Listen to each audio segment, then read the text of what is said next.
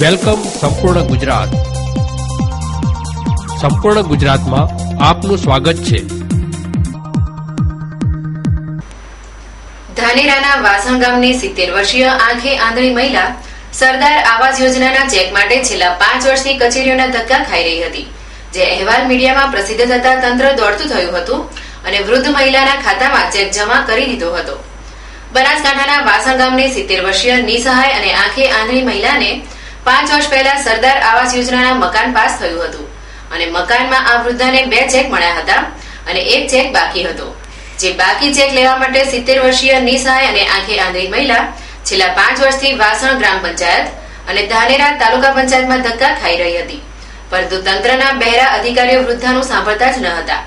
જ્યારે આ અહેવાલ મીડિયામાં પ્રસિદ્ધ કરતા તંત્રના બહેરા અધિકારીઓમાં દોડધામ મચી ગઈ હતી અને વૃદ્ધાના ખાતામાં તાત્કાલિક ચેક જમા કરી દીધો હતો. મીડિયાના અહેવાલ બાદ તંત્ર દોડતું થયું અને વૃદ્ધ મહિલાને ધાનેરા તાલુકા પંચાયતમાં બોલાવી ચેક મહિલાના ખાતામાં જમા કરાવ્યો.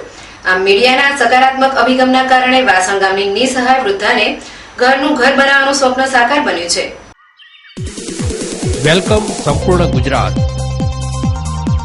સંપૂર્ણ ગુજરાતમાં આપનું સ્વાગત છે.